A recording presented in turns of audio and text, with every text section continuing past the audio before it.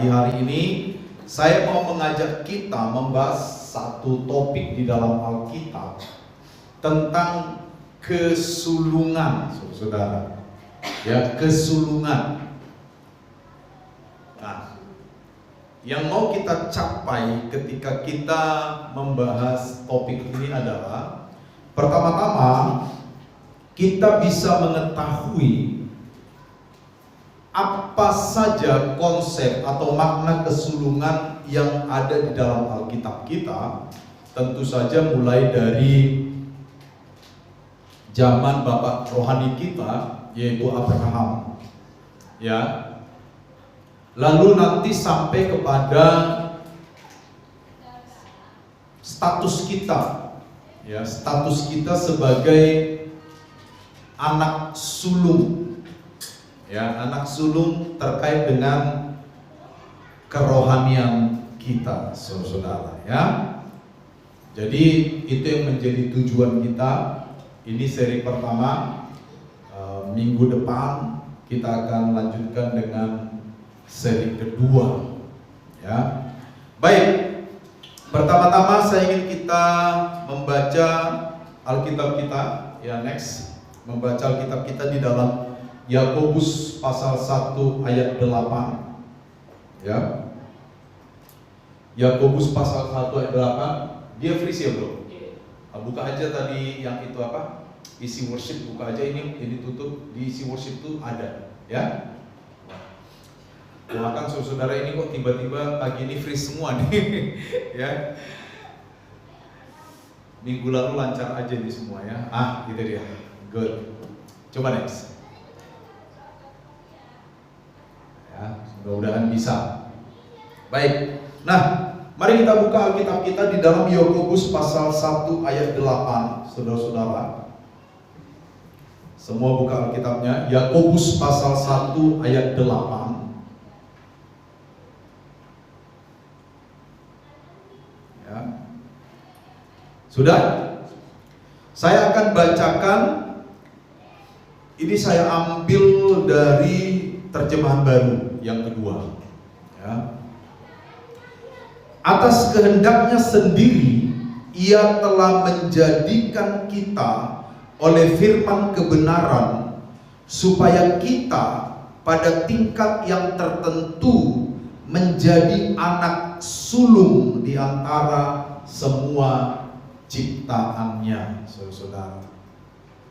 Jadi saudara-saudara, salah satu karakteristik kita sebagai orang-orang percaya yang oleh Tuhan diberikan kepada kita adalah bahwa kita menjadi anak sulung di antara semua ciptaannya, saudara. Gitu dia. Ya, jadi kita patut bersyukur.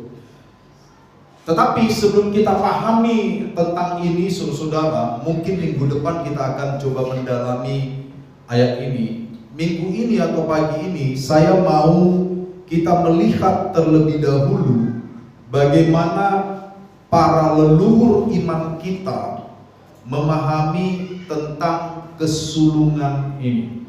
Ya. Next. Ya. Baik, yang pertama, saudara, kesulungan itu dipandang sebagai suatu hak atau status yang istimewa pada waktu itu. Ya, kalau hari ini kan anak sulung, ya anak sulung saja. Anak yang pertama lahir dalam sebuah keluarga. Tapi zaman dulu, zaman di mana bapak-bapak iman kita hidup, ya. Seorang anak sulung itu memiliki status yang istimewa. Anak sulung dianggap memiliki kedudukan yang khusus dalam keluarga dan masyarakat pada waktu itu. Jadi ini tidak diberikan kepada anak nomor 2, anak nomor 3 dan seterusnya. Anak sulung itu memiliki kedudukan khusus baik dalam keluarga maupun di dalam masyarakat pada waktu itu, saudara. Yang kedua, tentang hak waris. Itu zaman itu ya, sekitar 4.000 tahun atau 3.500 tahun yang lalu. Jangan nanti saudara kutip ini lalu Pak Pendeta bilang hak waris saya 2 kali lipat. Ya itu zaman dulu, saudara. Jadi terkait hak waris, seorang anak sulung laki-laki, ya bukan anak sulung perempuan, anak sulung laki-laki mendapatkan atau berhak mendapatkan warisan 2 kali lipat dibanding dengan saudara-saudaranya. Ya, 2 kali lipat. Jadi kalau anaknya 2 orang, maka warisan itu dibagi 3. Setelah dibagi 3, 2 bagian untuk anak yang sulung. Itu zaman dulu. Jangan nanti ada perkelahian bagi warisan, anak sulung minta 2 kali lipat. Zaman sekarang. Ini zaman dulu saya ceritain. Next. Anak sulung juga memiliki tanggung jawab rohani yang sangat penting di dalam keluarga. Ya. Anak sulung sebelum adanya pembentukan suku Lewi yang melayani sebagai imam, ya, anak sulunglah yang menjadi imam di dalam keluarga, saudara, pada waktu itu. Khususnya ketika bapaknya sudah tidak ada lagi. Jadi di bahu anak sulung itu ada tanggung jawab rohani yang cukup penting bagi keluarga. Selain itu, ada berkat khusus yang biasanya dimiliki seorang ayah bagi anak-anaknya, dan itu hanya diberikan kepada anak sulung. Itu sebabnya kalau kita baca di dalam kisah Esau dan Yakub, ya, Yakub tuh mengincar berkat khusus itu. Ya. Dia mengincar berkat khusus bapaknya yang harusnya diberikan kepada Esau kakaknya. Biasanya kalau kita baca di teks Alkitab, berkat-berkat khusus ini adalah berkat kemakmuran, berkat kesuksesan di masa yang akan datang, berkat anak cucu, ya, berkat kekuasaan. Nah, itu biasanya diberikan kepada anak sulung, saudara. Next, anak sulung juga dipahami sebagai simbol kekuatan orang tua mereka. Karena anak sulung itu adalah anak pertama yang lahir dari perkawinan antara seorang pria dengan wanita. Jadi itu dipandang sebagai simbol kekuatan. Ya. Waktu Yakub memberkati anaknya dikatakan, engkau adalah permulaan kekuatanku kepada Ruben. Ya kan? Itu. Jadi anak sulung itu adalah simbol kekuatan bapaknya. Lalu di dalam keluarga, selain tanggung jawab rohani, seorang anak sulung biasanya mengambil peran kepemimpinan di dalam keluarga, menggantikan bapaknya apabila bapaknya sudah meninggal, saudara. Jadi konsep anak sulung pada waktu itu yang diadopsi oleh Alkitab, ya, itu cukup istimewa.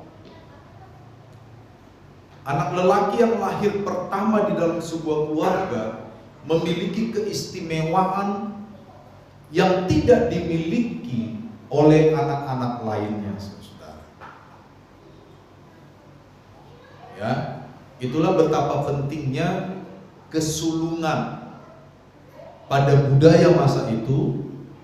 Lalu Alkitab mengambil konsep kesulungan itu, ya, juga memperlihatkan betapa pentingnya konsep kesulungan itu untuk dipertahankan.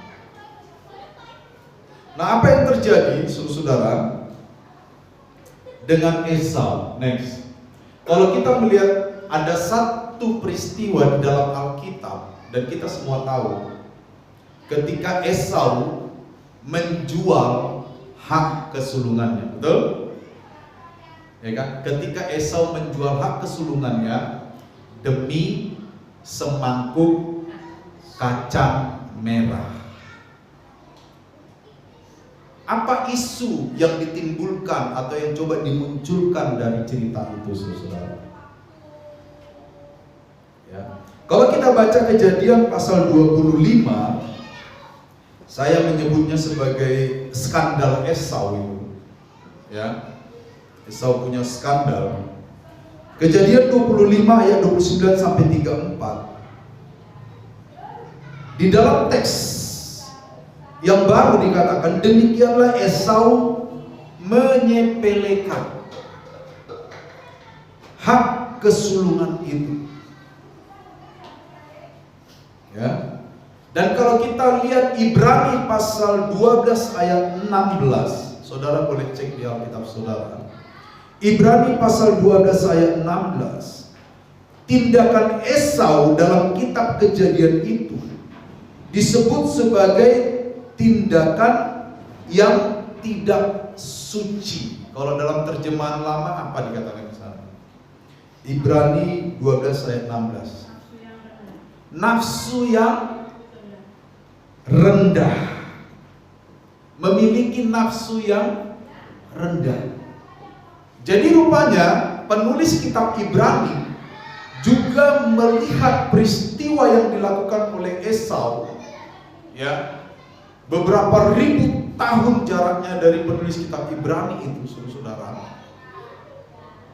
sebagai tindakan yang memperlihatkan bahwa Esau memiliki nafsu yang rendah. Dalam terjemahan baru sekali lagi dikatakan tindakan Esau itu sebagai tindakan yang tidak suci. Ya, kalau tidak suci itu sama dengan tidak kudus. Jadi rupanya waktu Esau menukar hak kesulungannya dengan semangkuk kacang merah, itu isunya tidak sekedar persoalan perut.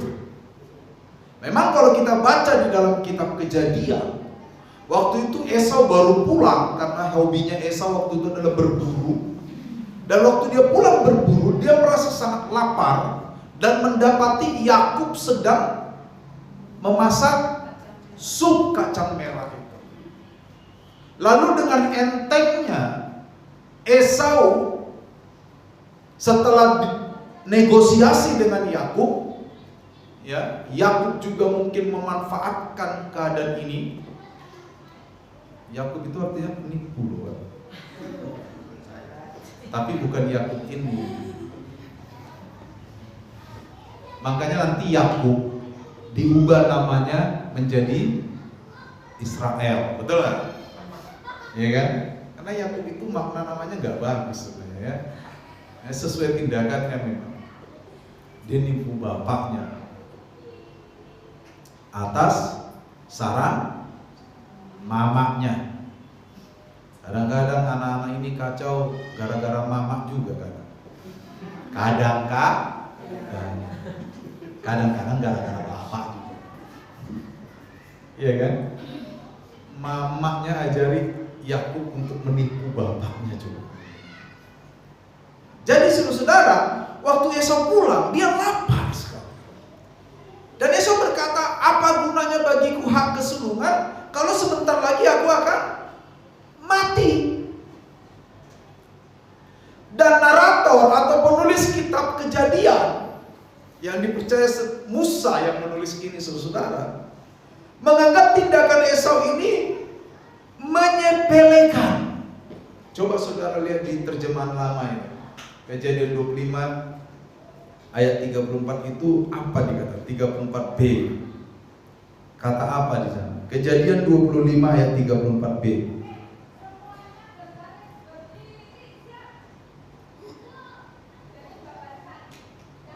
Kata apa? Demikianlah Esau memandang ringan hak kesulungan itu. Memandang ringan. Terjemahan baru mengatakan menyepelekan, dianggap sepele. Berarti kalau sepele, ya dianggap tidak berguna.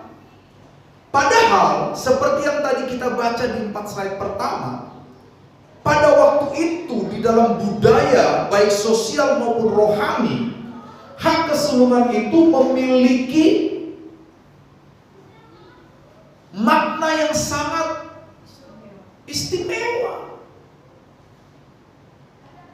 Di dalamnya ada warisan tanggung jawab kepada keluarga, baik secara rohani maupun secara sosial. Di dalamnya juga mengandung warisan berkat-berkat. Iya kan? Ada berkat khusus mengikuti hak kesulungan itu. Tetapi Esau menyepelekan semua itu. Esau menganggap bahwa semua itu tidak ada artinya. Disinilah titik kenapa perbuatan Esau oleh kitab Ibrani disebut sebagai perbuatan yang tidak suci, memiliki nafsu yang rendah.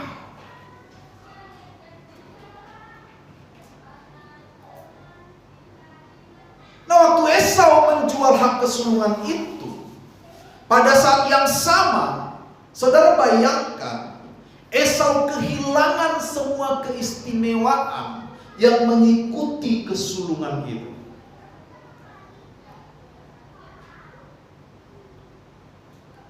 Lalu nanti, setelah dia sadar, dia masih minta berkat dari Ishak ayahnya, betul nggak?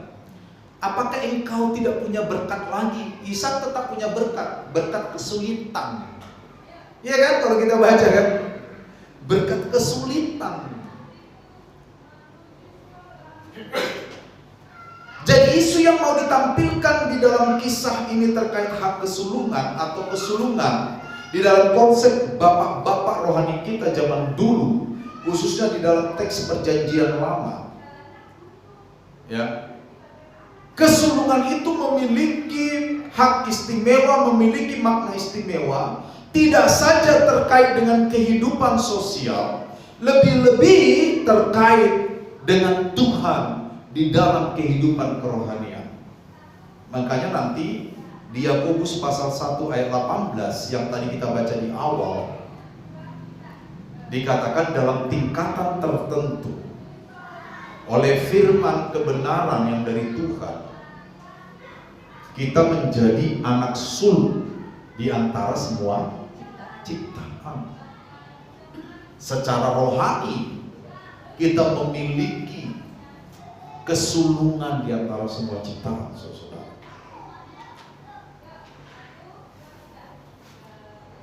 Nah, pada waktu Esau merendahkan kesulungannya, pada saat yang sama dia kehilangan semua hak istimewa yang mengikuti kesulungan itu. Sehingga saudara, pagi ini kita bisa belajar 3 hal penting dari apa yang terjadi kepada Esau. Next. Yang pertama, saudara, ya, kedaulatan Allah itu ada dalam setiap rencananya. Allah berdaulat berarti keputusan selalu ada di tangan Tuhan. Allah berdaulat atas jalannya sejarah hidup manusia. Bahkan di dalam pengetahuan dan hikmat Allah, Dia bisa memakai kelemahan-kelemahan manusia untuk mencapai tujuannya. Dalam cerita ini kelemahannya Yakub yang menipu bapaknya. Tetapi ingat, tanpa menghilangkan tanggung jawab moral manusia atas tindakan mereka. Makanya sebenarnya apapun yang kita perbuat dalam hidup kita, itu bisa dipakai oleh Tuhan untuk menjadi kebaikan bagi rencananya. Tetapi ingat, itu tidak serta-merta menghilangkan tanggung jawab dari orang yang melakukannya. Contoh dalam Alkitab, Yudas Iskariot. Betul nggak? Yudas Iskariot itu menjual Yesus dengan 30 keping uang perak. Akibatnya Yesus disalibkan dan mati. Ketika Yesus disalibkan dan mati, Tuhan memakai jalan itu agar dosa manusia bisa dihapuskan, betul? Yesus harus mati di kayu salib. Tetapi pertanyaannya, apakah tindakan Yudas yang mengkhianati Yesus itu bebas dari hukuman? Tidak. Walaupun tindakan Yudas yang mengkhianati Yesus itu dipakai oleh Allah. Dipakai oleh Allah untuk melaksanakan rencananya. Ada orang mengatakan gini, saudara, kalau Yudas tidak mengkhianati Yesus, berarti Yesus tidak mati dong. Jadi penebusan tidak terjadi. Kira-kira betul gak begitu ya? Kan Yesus mati karena Yudas mengkhianati Yesus, betul gak? Ya kan? Dan Yesus, ketika Yudas mengkhianati Yesus, akhirnya Yesus disalib. Dan jalan salib ini yang menyediakan pengampunan dosa buat kita. Kalau kita pikir secara linear, berarti Yudas berjasa dong buat kita. Loh iya dong, betul? Kalau kita pikir secara lurus-lurus aja, linear gitu. Coba Yudas tidak mengkhianati Yesus. Yesus tidak ditangkap, tidak disalibkan, dan mungkin manusia tidak akan mendapatkan jalan pengampunan dosa. Jadi Yudas berjasa dong buat kita. Di dalam kemahatauan dan kedaulatan Allah, tindakan Yudas itu salah. Tetapi tindakan yang salah itu Allah bisa pakai untuk mewujudkan tujuannya, rencananya. Tetapi itu tidak serta-merta membebaskan Yudas dari hukuman. Karena dosa tetaplah dosa. Dosa tidak bisa menjadi desi atau dasi, nggak bisa. Tetap dosa.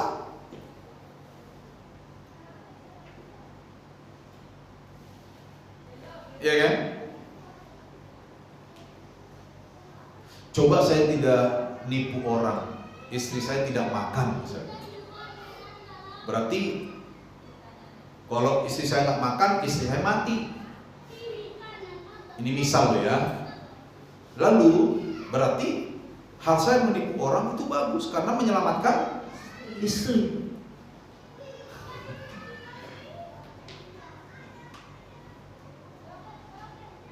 Tidak, saudara. Esau anak sulung. Harusnya Esau yang mendapatkan berkat. Tetapi karena kesalahan Esau, ya, karena dosanya Esau, kalau kita bisa bilang itu dosa hari ini, Allah memakai kondisi itu untuk menjadikan Yakub menjadi garis keturunan Mesias, betul? Harusnya kan anak sulung kan? Harusnya Esau kan? Akhirnya Yakub jadi garis keturunan Mesias. Yakub melahirkan 12 anak. Ya, 13 sebenarnya, satu perempuan namanya Dina. Ya, lalu dari keturunan Yehuda. Dari keturunan Yehuda itu lahirlah Daud. Dari keturunan Daud lahirlah Kristus. Bukan dari keturunan Esau. Jadi Allah memakai kondisi yang ruwet itu untuk mewujudkan rencananya. Tetapi ingat, walaupun rencana Allah Esau bebas dari hukuman. Esau tidak bisa bilang, coba saya nggak ruwet. Kan nggak ada garis keturunan Mesias, nggak bisa. Dosa tetaplah dosa. Walaupun Allah berdaulat, Allah bisa memakai semua keadaan untuk mencapai tujuannya. Coba berapa banyak di antara kita ketika kita melakukan kesalahan di hadapan Allah tentunya, atau di hadapan manusia, Allah tetap bisa memakai kesalahan kita, tetapi kita tetap harus mendapatkan hukuman atas kesalahan itu. Kita tidak bisa mengklaim bahwa kalau saya tidak berbuat salah, tidak mungkin terjadi kebaikan ini. Tidak bisa. Itu kerjanya Allah, membuat segala sesuatu menjadi baik. Betul gak? Allah berdaulat menjadikan segala sesuatu menjadi baik. Tetapi siapa yang berbuat salah harus mendapatkan hukuman. Nah, ini yang perlu kita pahami sebagai orang percaya. Ini yang perlu kita pahami sebagai orang percaya, saudara. Di dalam konsep ini terkandung keyakinan bahwa Allah berkuasa untuk mengatur segala sesuatu. Entah itu kesalahan orang-orang, itu untuk kebenaran orang-orang. Allah punya kuasa, punya kedaulatan untuk mengubahnya sesuai dengan kehendak Allah. Artinya Allah berdaulat. Allah berdaulat, saudara. Kalau kita pahami bahwa Allah berdaulat,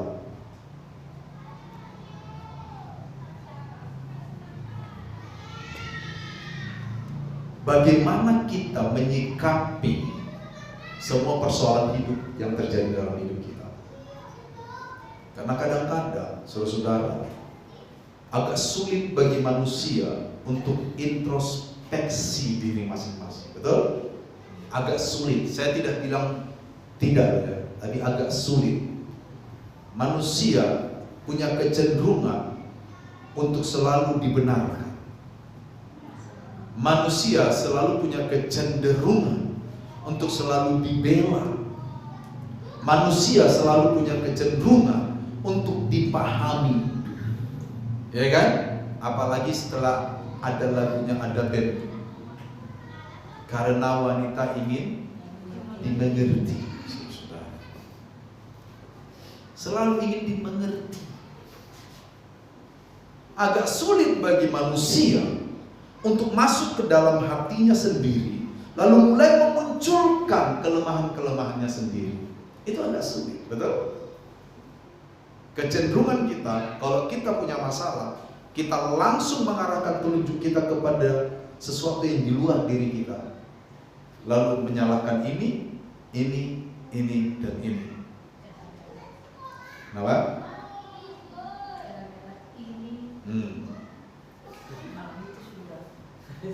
Ya kan? Agak sulit kan? Yang Tuhan mau bukan begitu. Oke, saya berbuat kesalahan.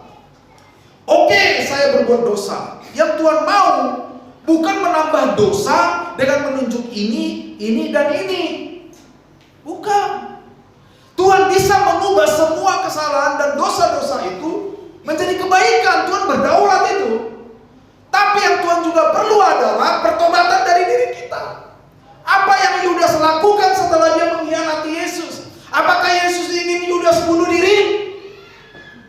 Tidak. Sama dengan Petrus. Betul gak? Tuhan, di tanganku ada 2 pedang. Aku akan membela kau sampai mati. Yesus bilang, Petrus, pagi ini sebelum ayam berkokok 3 kali, kau sudah menyangkal aku 3 kali. Tidak mungkin Tuhan, kau lihat wajahku seram. Iya kan? Kamu saya lihat bersama Yesus orang Nazaret itu. Oh tidak, saya tidak tahu dia. Petrus lari, dia lihat Yesus. Dari lokatmu saya tahu kamu tuh sama-sama dia murid. Enggak. Yang ketiga kali, saudara. Saya pernah lihat ini, dia menyangkal bahkan sampai bersumpah. Begitu dia mau selesai ngomong, ayam berkokok 3 kali dalam versi dangdut. Gitu. Sekarang ayam kan modern.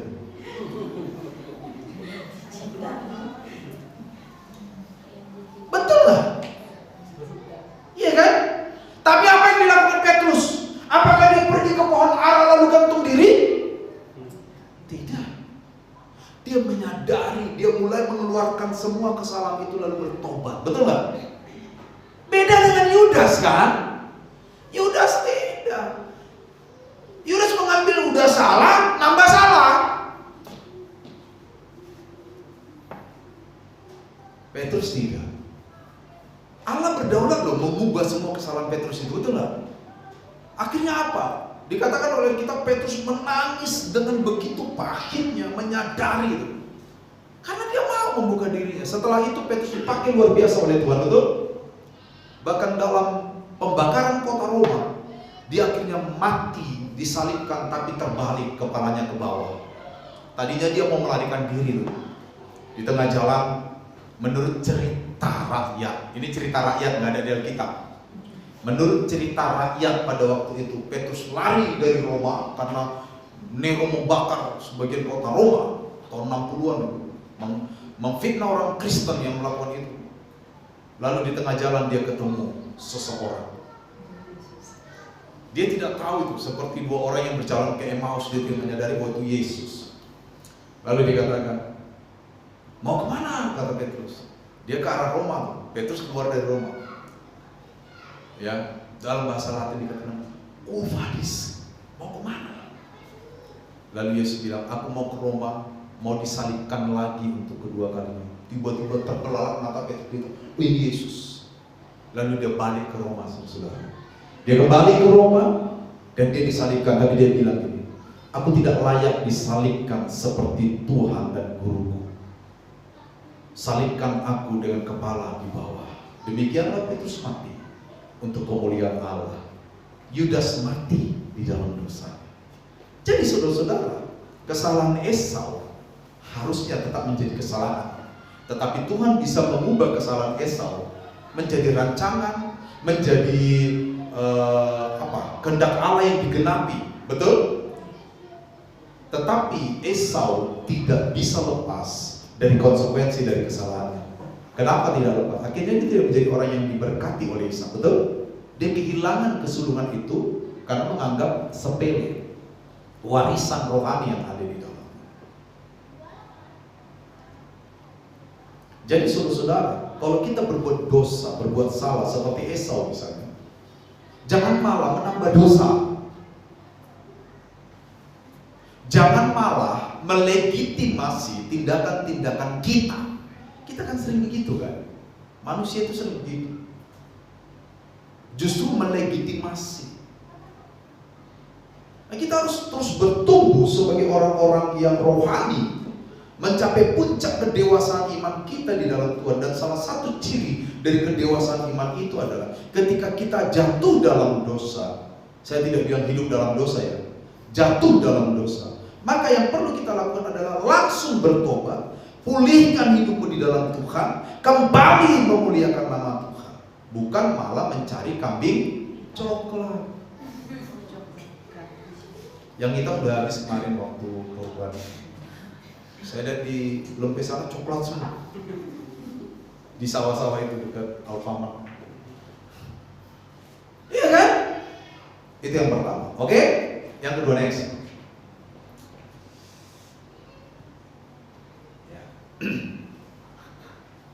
Yang kedua, kita harus menyadari pentingnya warisan spiritual, warisan rohani di dalam kehidupan kita. Tadi saya jelaskan di atas, hak kesulungan atau seorang anak sulung itu mewarisi kerohanian dalam keluarganya. Ketika ayahnya mati, saudara-saudara, dia menjadi orang yang menggantikan bapaknya untuk memastikan bahwa keluarganya dekat sama Tuhan. Pada masa itu,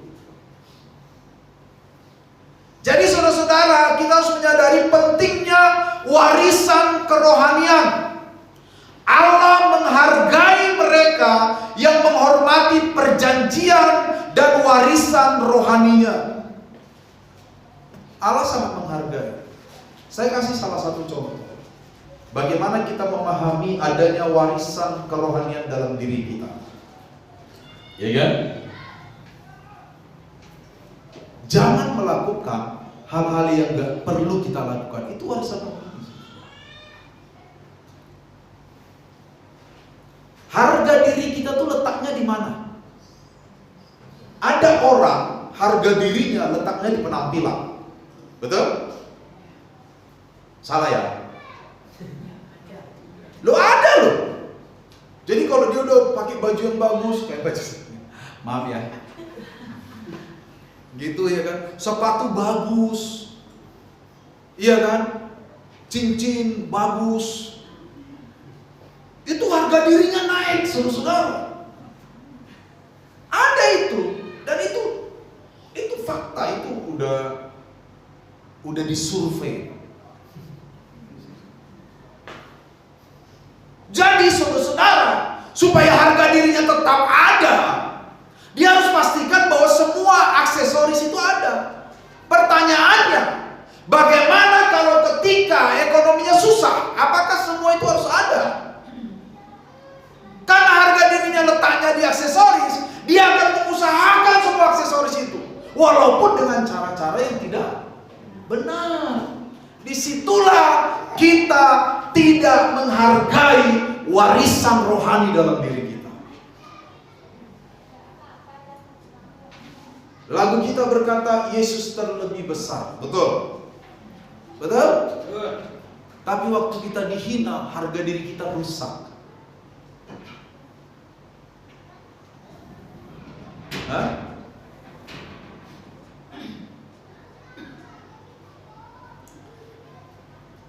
Ingat ya, yang membuat besi rusak itu bukan cuaca, bukan hal-hal lain di luar dirinya. Yang membuat besi rusak apa? Karat yang muncul dari dirinya, korosi. Itu yang menggerogoti dia. Jadi besi selalu digerogoti dari dalam. Iya kan? Kapal laut bisa tenggelam kenapa? Kurang keseimbangan. Oke, kita survei dulu, bro. Kapal laut tenggelam kenapa? Korosi bisa. Bray, kenapa Bray? Ya, kita kunci jawabannya ya. Ketika berlayar, biasanya kapal diperiksa kan. Makanya kadang kalau kita berlayar dengan Dobon Solo, ada yang pernah berlayar dengan Dobon Solo? Saya pernah berlayar dari Tanjung Perak ke Manokwari itu 6 hari 6 malam. Saudara, saking lamanya di atas kapal, semua tetangga itu saya anggap keluarga. Loh iya, waktu kita berpisah, kita ada rasa sedih coba. Iya, saya masih ingat ada Pak Haji tuh, Pak Haji maksud saya. Dekat sama cerita dia, 6 hari 6 malam.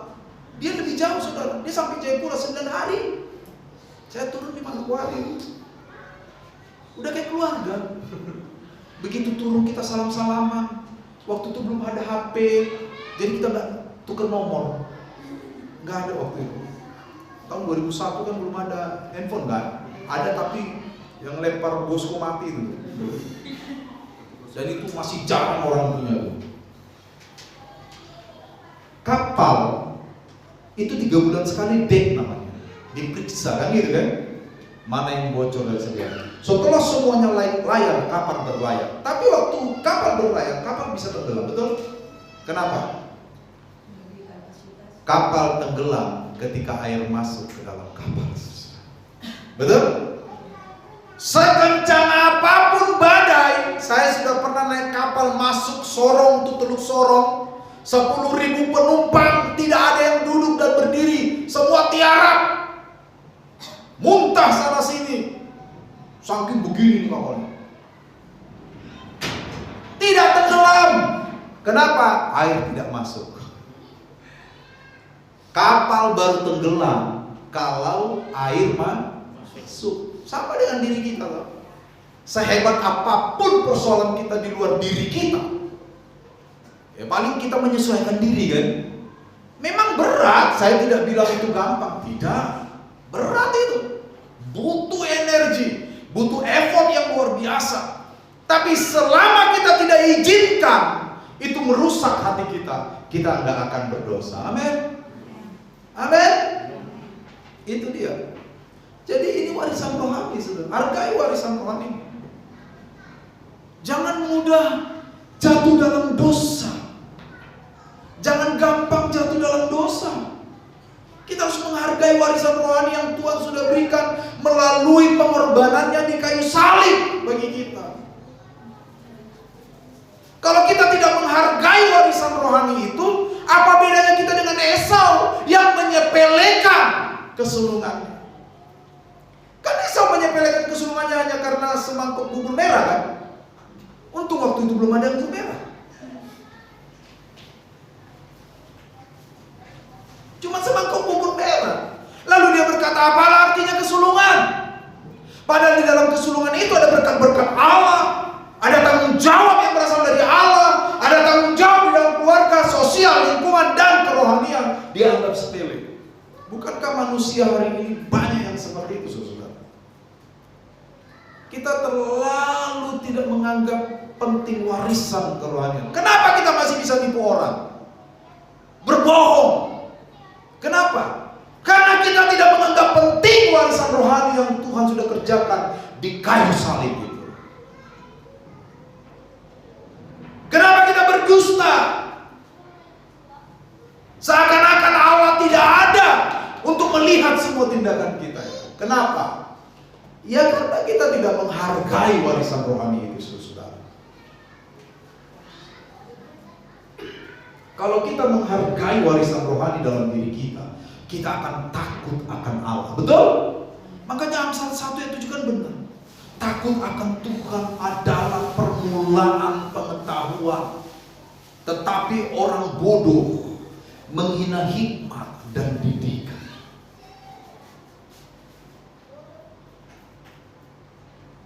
Itu dia, saudara.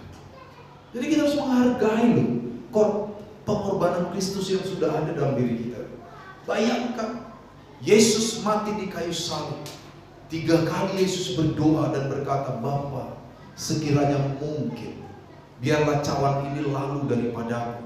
Tetapi bukan kehendakku, tetapi kehendakmu yang jadi. Kenapa Yesus sampai berdoa supaya cawan itu lalu, penderitaan itu lalu? Saking mengerikannya orang yang mati di salib. Bayangkan, saudara. Bahkan Yesus, yaitu Allah dalam wujud manusia pun, sampai berdoa seperti itu. Nah, saudara pernah baca Alkitab dikatakan, sewaktu Yesus berdoa, keringatnya jatuh seperti pelu-pelu darah. Dalam ilmu kesehatan yang pernah saya korbankan sama saudara, karena saya nyontek dari dokter yang mengarang buku Yesus yang disalib bagiku. Kondisi seperti itu sangat jarang terjadi pada manusia, kecuali manusia itu mengalami tingkat penderitaan yang luar biasa. Dia belum diapa-apain loh, betul nggak? Tapi keringatnya seperti bulu-bulu darah. Katanya sih beberapa bagian dari pembuluh darah itu sedang pecah, bahkan sebelum Yesus disalibkan, dianiaya. Bayangkan pergumulan yang sehebat itu. Apakah kita pernah bergumul sampai keringat kita merah seperti darah? Dalam pergumulannya Yesus tidak berbuat dosa. Yesus menghargai warisan rohani yang diberikan oleh Bapaknya kepadanya. Esau tidak menghargai warisan rohani. Dia menyepelekan kesulungannya. Pagi ini, mari kita menghargai warisan rohani. Ajaran apa saja yang sudah kita dapatkan. Jangan mudah untuk berbuat dosa. Karena Kadang-kadang saudara-saudara, untuk menjadi seorang anak Tuhan yang benar, kita harus banyak menahan diri. Betul? Dari semua tindakan yang tidak perlu.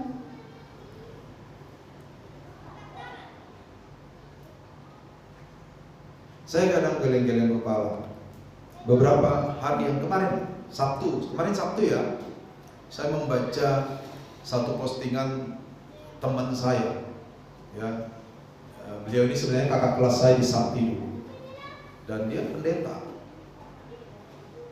Rupanya anaknya wisuda. Senang dong anaknya wisuda, tapi dia bikin catatan di Facebook.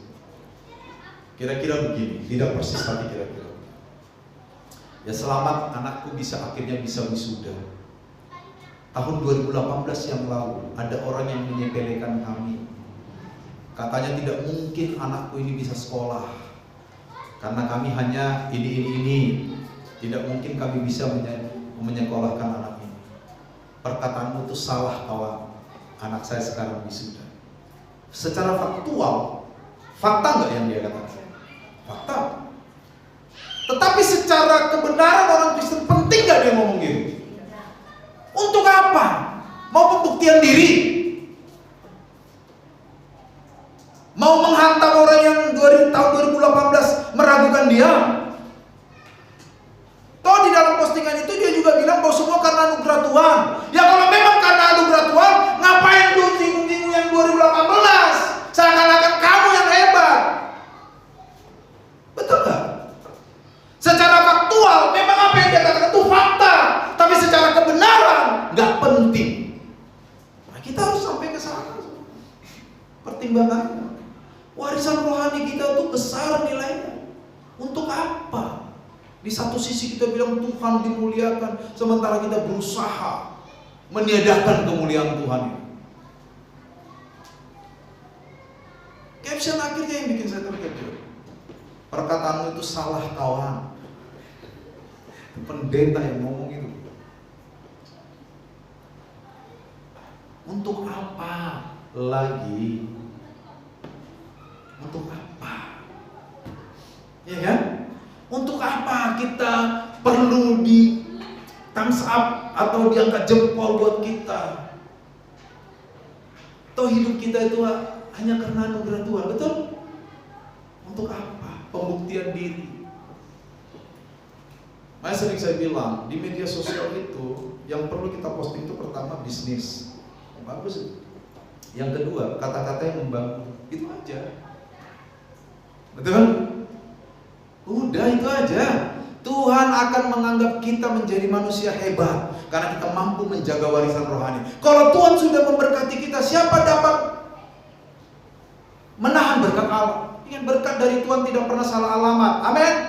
Hanya Ayu Ting Ting yang pernah salah alamat. Berkat dari Tuhan itu gak pernah salah alamat, saudara. Gak usah khawatir. Iya kan? Haleluya. Saya sih rencananya mau khotbah kayak minggu lalu, singkat, cuman kok masih banyak ini ya. Next. Ketiga, kita harus ingat bahwa ada konsekuensi dari sebuah pilihan. Tindakan manusia memiliki konsekuensi nyata dalam rencana Allah. Meskipun kasih karunia Allah itu besar, kita tidak boleh menyepelekan pentingnya keputusan kita di hadapan Allah. Gak boleh. Itu sebabnya orang ada yang berkata begini. Saya pernah mendengar itu dulu, lama sekali, beberapa tahun yang lalu. Jadi orang Kristen itu enak. Kita dibenarkan oleh kasih karunia Tuhan, katanya.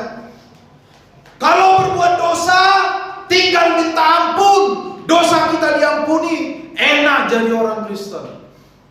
Bukan gitu konsepnya, Mulyono.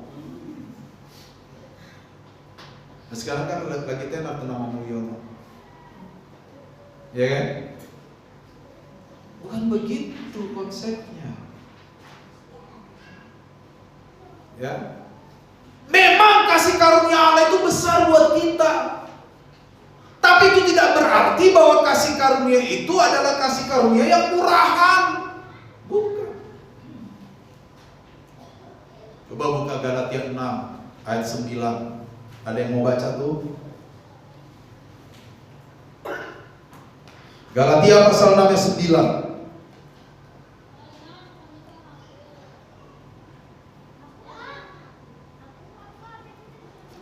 Yuk, seorang baca. Galatia 6 ayat 9. Janganlah kita jenuh-jenuh berbuat baik, karena apabila sudah datang waktunya, kita akan menuai jika kita tidak menjadi lemah. Sebentar. Saya keliru berarti. Inilah manusia kan? Semakin tua memorinya, semakin rendah, saudara-saudara. Galatia 6.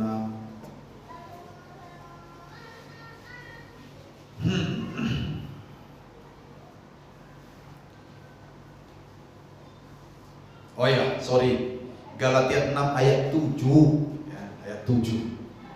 Coba silakan tolong dibaca lagi. Mundur 2 ayat. Jangan sesat, Allah tidak membiarkan dirinya dipermainkan, karena apa yang ditabur orang itu juga yang akan dituai. Nah, jangan sesat. Jangan bilang, oh Allah tuh murah hati. Betul, Allah murah hati. Allah penuh kasih karunia. Yes, Allah penuh kasih karunia.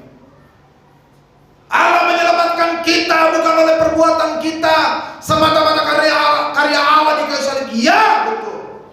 Tetapi setelah itu Allah menuntut komitmen kita untuk setia kepada Allah. Makanya Yakobus mengatakan, sebab iman tanpa perbuatan pada hakikatnya adalah mati. Jangan bilang jadi orang Kristen tuh enak ya. Besok berbuat dosa bisa minta ampun, bikin dosa lagi minta ampun lagi, bikin dosa lagi minta ampun lagi. Jangan sesat. Allah tidak membiarkan dirinya dipermainkan. Apa yang ditabur oleh orang itu juga yang akan dituainya. Hati-hati, saudara. Keselamatan kita memang adalah berkat dari Tuhan, tapi menjaga keselamatan itu adalah usaha dari kita oleh pertolongan Roh Kudus tentunya, betul? Jadi jangan bilang, saya bikin dosa, besok saya minta ampun. Jangan-jangan setelah bikin dosa kita mati, nggak sempat minta ampun. Lalu bagaimana dong? Ya? Mana catatan saya? Oh, ini. Jadi saudara, Esau menyepelekan hak kesulungan. Ada konsekuensi yang ditanggung oleh Esau. Akhirnya nama Esau tidak lagi jarang sekali disebut, kecuali dalam kitab Ibrani lagi, betul? Selanjutnya nama siapa yang disebut? Yakub. Oh, kebetulan saudara. Hati-hati. Rencana Allah dalam diri kita, kadang-kadang yang menggagalkan itu adalah diri kita sendiri. Diri kita yang menggagalkan. Ya. Baik. Saya pikir ini yang bisa saya sampaikan pagi ini. Oleh karena itu saudara, mari kita belajar. Yang pertama tadi, kalau kita bikin dosa, jangan menuding pihak Tuhan, tetapi sebaliknya, mari kita berubah dan bertobat. Itu yang pertama. Yang kedua, kita harus menghargai warisan spiritual yang diberikan oleh Yesus melalui pengorbanannya di kayu salib. Intinya apa? Jangan mudah berbuat dosa. Tidak perlu, jangan mau berbuat dosa. Itu untuk kita ya. Dan yang ketiga, selalu kita ingat, apa yang kita tabur itu yang akan kita tuai. Tuhan memberkati kita.